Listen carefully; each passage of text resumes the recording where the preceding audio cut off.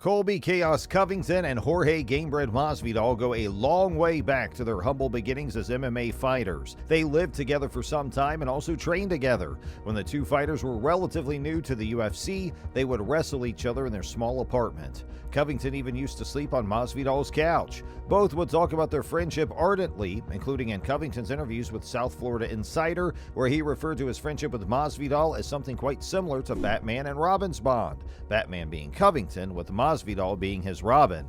This friendship would remain tight for years, swearing only to fight each other if it were for a belt. It's interesting to note that Covington mentioned back then how he couldn't think of a better story than having two best friends fight for the title. Despite their former declarations of friendship, the air between the two has turned differently of late, and the fans watch as their bond is utterly broken.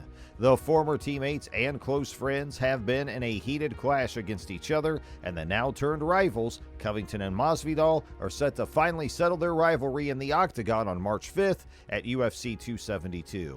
It's not new how Covington is one of the most hated fighters in the UFC, but to have his biggest supporter and closest friend turn into foe, rumor has it that Covington betrayed his long-term friend Masvidal. But Masvidal would give the story a different light, and in today's video, we'll walk down the memory lane of the friendship that fractured. When exactly did Covington and Masvidal start to lose their friendship? Over the weeks leading to their upcoming match, the mixed martial arts community watched how the friendship between welterweight contenders Chaos and Gamebred unraveled. Both fighters have been best friends and teammates for years, training at American Top Team in Florida. But as the public watches their publicized trash talk and in-gym brawl threats, people wonder what happened to these two.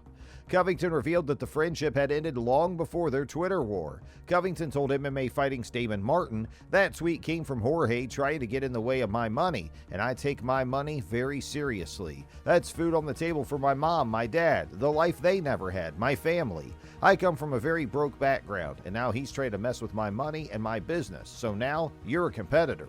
Covington continued, "Now you're in my sights. That's been a long time coming. People think we've been friends recently, but that friendship ended a long time ago."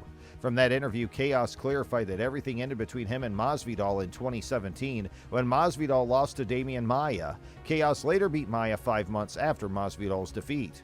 When he got beat up by Demian Maia, and then I had to come up and clean the scraps and completely decimate Demian Maia in his hometown of Sao Paulo, that's when the relationship ended. Jorge got jealous. He got bitter. He wanted something that he couldn't have, which was beating Demian Maia and be in position to fight for the title. Then as soon as I won the belt, that's when he completely turned on me and started talking crap to me at the gym. At fights, he's saying stuff to me. I'm like, dude, stop. You're a lightweight. You want to see how me and Jorge goes? Go look on YouTube. I wasn't even trying hard.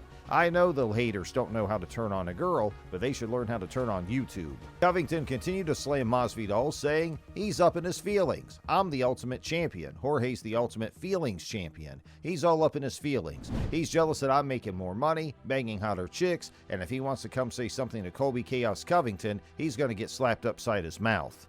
Colby mentioned a possible fight between he and his former friend turned foe a while back. He did say that he was not afraid to go down that path and fight Masvidal, boasting how it would be an easy fight.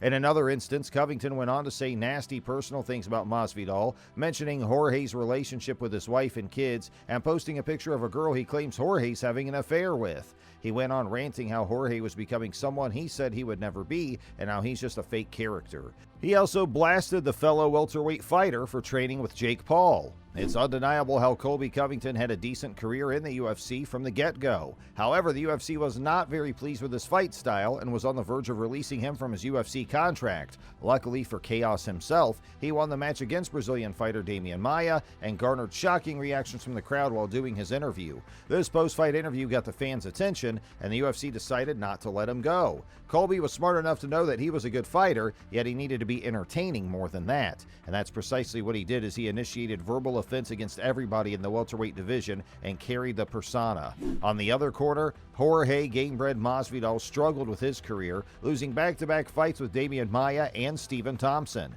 It can be recalled that Masvidal took a break after his losses and returned to fighting only in 2019 when he had the best year of his cage fighting life. Now, as the tension between the two rises, Jorge Masvidal promised fans that he would make his former friend and ex-teammate pay for his words and previous attacks. Despite what Covington had previously told the press, Masvidal offered a different version of the story.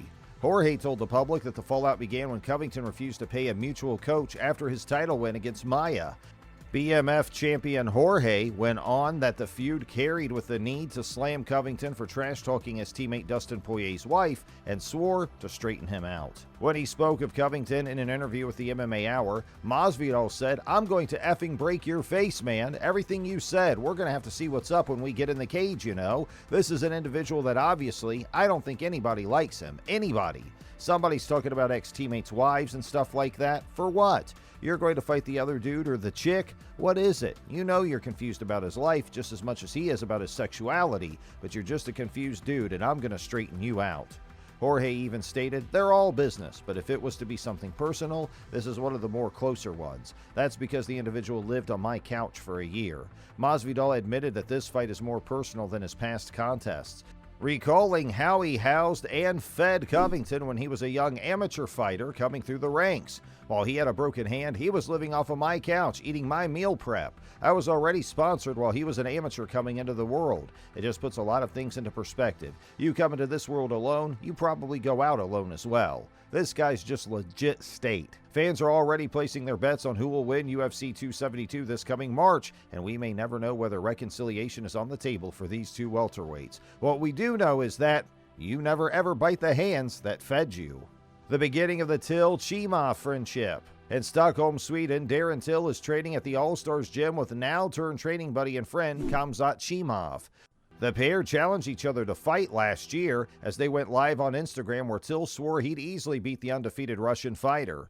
"Say it to me where you want. I will fight, brother. We'll fight. Bull guys talk too much, but we'll have to show real fight, brother," Chimov told Till during the exchange, to which Till replied, "Oh yeah, I'll fight you. Of course you know I will. But you know I beat you, right? You know I beat you easy. You know this. You know this." Of late, Till is seen in photographs training in Chimov's gym as he progresses in recovery from a torn ACL, which he suffered before he lost against Derek Brunson last September.